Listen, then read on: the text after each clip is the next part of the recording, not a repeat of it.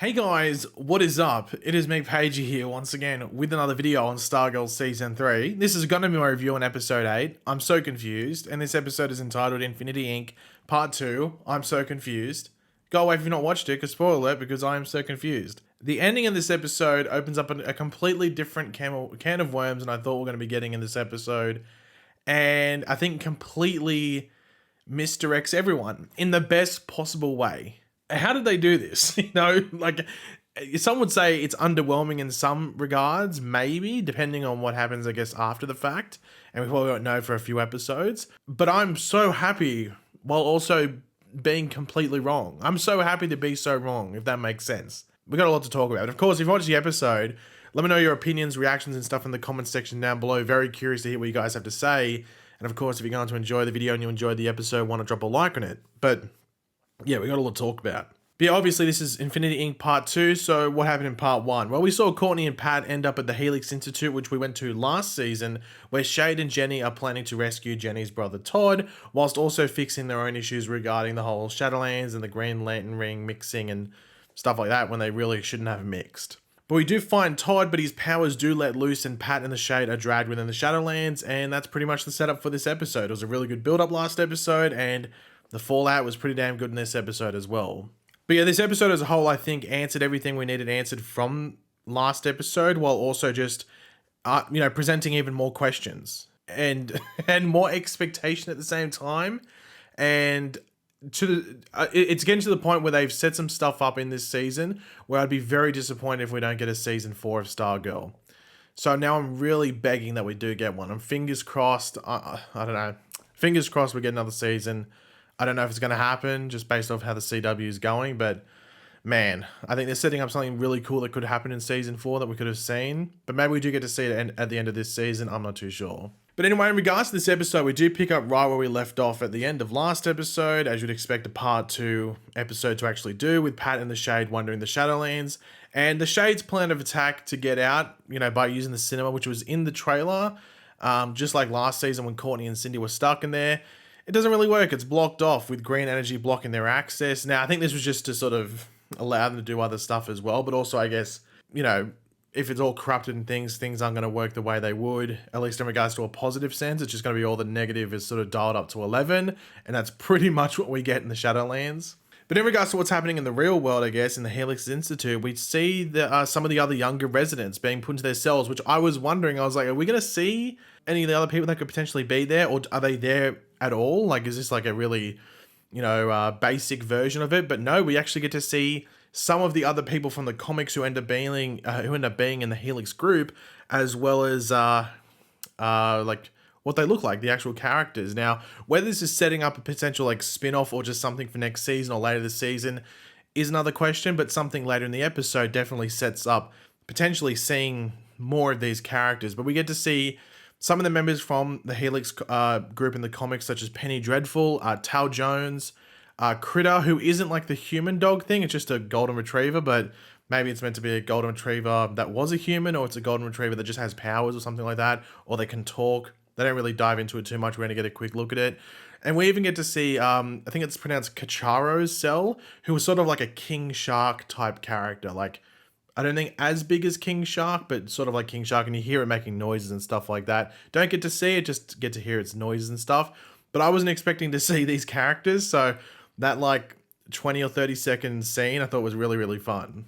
But we, of course, do get to see Todd Rice's room as well, or the nameplate. And Todd does come back to his normal form, but he is traumatized by a judging figure from his past. But this does end up with Jenny and Courtney being separated, and Courtney ending up in what's her name, Louise Love's office, with Nurse Love defending their choice to lie about keeping Todd in their facility due to the dangers that are presented, if his powers aren't kept under control. And, Courtney somewhat understands this, but her worries immediately shift to Pat and what, he could be going through in the Shadowlands, because she's experienced it firsthand. And, there's a bit of an issue at hand where the only way to really get them out is by fixing the whole Jenny and Todd thing. And they're being purposefully separated, by the Helix people. But back in the Shadowlands, Pat and Shay do run into the gambler, like we saw in like last season, like these Shadowland figures that try to make you snap by bringing up the worst of your memories. So the gambler comes in, and the Shade is the target of the gamble, but Pat does get his own tasers. He does run into his father. And even like the Shade then has to relive the death of his sister, or like be reminded of it as well. But in regards to like, potentially solving this, Jenny is just, she's just locked up in a room that is fitted and equipped to prevent the use of her powers, with Mr. Bones actually getting in contact with her to let her know that, their intention is to keep her and her brother away from each other at whatever cost. They just need to do it. And speaking of her brother, despite the efforts last episode, Todd is then put back under all that equipment to try and control his powers and everything like that. And he doesn't seem to be enjoying it too much. But Courtney does start to ask the questions that could, lead to some interesting answers when she asks about the surveillance cameras, which leads Mr. Bones to not saying that that's like admitting to it, but leading to him revealing himself to her, get the whole look. But he also does reveal his cyanide touch, which is something we brought up when we're talking about the character in previous videos, whether it was towards the end of last season or at points this season. And that's why he wears the gloves all the time. We get to see an instance of it where he touches like the leaf of a plant, it just like instantly like burns and shrivels up and dies. And Mr. Bones does explain why he is keeping people like Todd and Jenny here. They aren't like the JSA, where they can put their special equipment, their goggles, their hourglasses, their staffs. They can just put it to the side and go to the movies and live a normal life, go get a hamburger at the diner and stuff like that. They have to live day to day with these powers that are sometimes very temperamental and not fully under control, or like very like not aesthetic sounds like almost positive, but they're not very pleasing to look at, like Mr. Bones. I guess if he wants to go outside, he's got to wear a balaclava, I don't know, a fake mask or something, I don't know, if he doesn't want to be looked at and screamed at or something like that. And the Helix Institute allows them to live in isolation away from the outside world with their powers suppressed for the most part. Now, Courtney does plead that connecting Todd and Jenny could be the way to allow them to live their normal lives.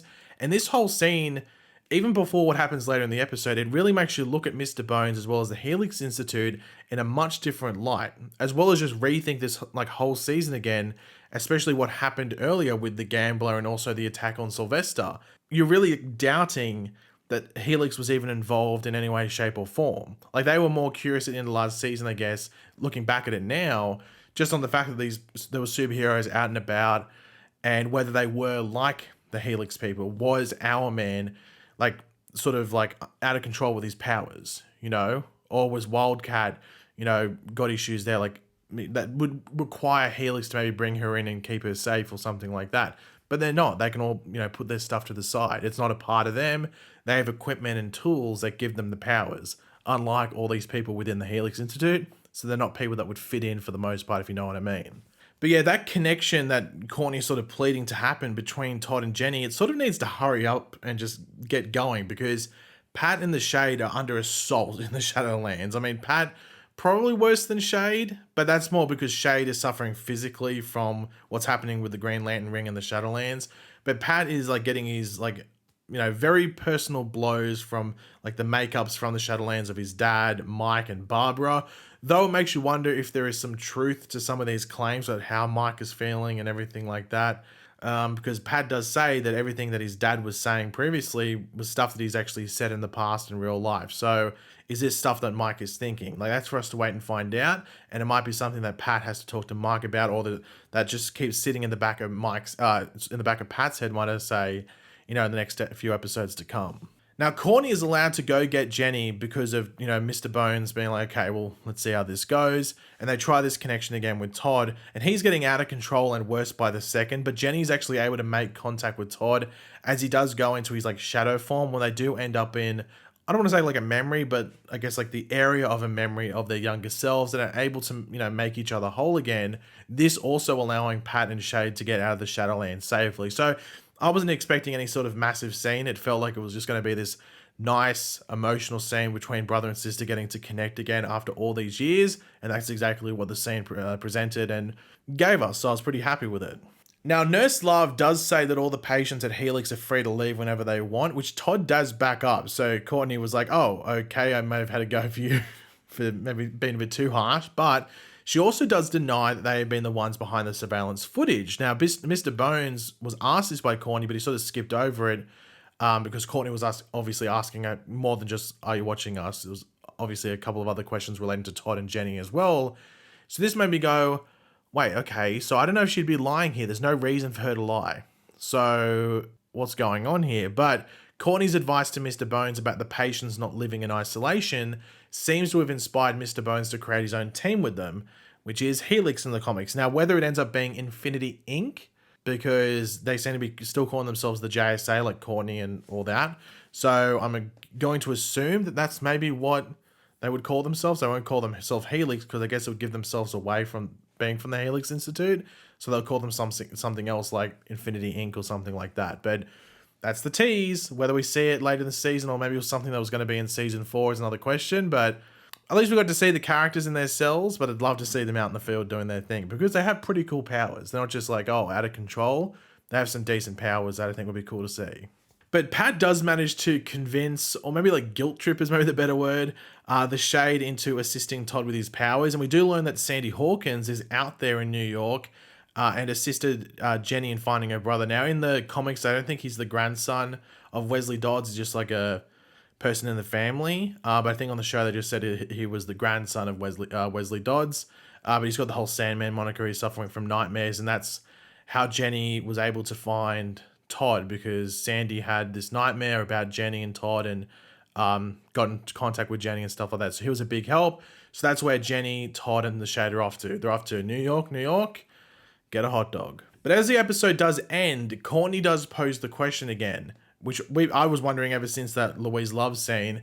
If Helix hasn't been spying on them, if Mr. Bones isn't the one that's making these weird grunting noises with the gloves, and they misdirected us extremely well. I think everyone thought it was Mr. Bones because of the gloves. We saw the gloves. We even saw the skull-looking thing in the surveillance footage, which appears is nothing to do with Mr. Bones at all. Just misdirected us extremely well. So they haven't been spying on them. But who the hell has? And this is actually where we do get another tease of it. This is where we go back under the depths of Blue Valley, and we see that it seems to be around the ISA headquarters, I guess. That's where the real spy is. They're wearing a black hood, making some weird grunts, but they are not revealed. We don't see their face, we just see the back of them, and they do punch the monitor that has the still of Rick when he punched the camera last episode, obviously in his Hourman getup. So who the hell is it? We know that they're wearing a black hood, they're wearing pretty much black everything, they have gloves, and they appear to be human as well, as we do see part of their arm, and it seems to be normal. It's not like Dragon King. I saw some people saying, is it Dragon King? It might be. Maybe that's a bit of a mistake, seeing the person's arm, but it seemed to be normal. Now, for some reason, you might think you're an idiot when I say this, but it's just me based off what was set up there and what was set up, but what we saw. I think it could be maybe Rick's dad, the original Hourman. It's probably not, but we see the guy in the black hood. Hourman wears a hood. And we see him punching the screen with some great force, like an Hourman with power would. And then he's also punching Rick. Is that the hint? I think it'd be a bit crazy if it was, but then you got to think, all that power. The trailer was ripped up. Sylvester got chucked up in the air. Someone has to be incredibly strong. But then at the same time, they seem to not be like Solomon Grundy level. So maybe it is Hourman. Now, whether it's Rick's dad is another question. We don't know if it's going to be Rick's dad or not. But maybe it's another Hourman. Maybe there was another Hourman in between. Maybe there was an Hourman before. Maybe it's just an alt Hourman. It's so intriguing to me because it seems to make sense just based off what we've seen, but that could be a complete other misdirect. But just wearing the hood makes me interested, but maybe that allows them to go out or something. Maybe they go out at night and they wear the hood and maybe to blend in a bit. I'm not too sure. But man, that tease has me very, very curious, and I can't wait to see how it plays out. But yeah, this episode was a great follow-on from last week. I think last week set everything up for this episode really well. I think this episode paid off really well as setting up stuff for the rest of the back half of the season. And another mystery. Who is wearing the hood? Gosh, can't wait to see how it all plays out, but I enjoyed the hell out of this episode. And hopefully, we get to see something from Mr. Bones and all those other Helix patients maybe this season, or if it was planned for Stargirl Season 4, hopefully we get season 4 because I want to see that on screen. I'd love it. But yeah, guys, thanks for watching. Hopefully you enjoyed the video. If you did, it'd be awesome if you drop a like and it show your support. Let me know in the comments section down below your various opinions on this and all that stuff. And who do you think the man in the hood is? Or the person in the hood? Could be a woman. Let me know. And of course, if you are new to the channel, make sure to subscribe and I will catch you guys later. Goodbye.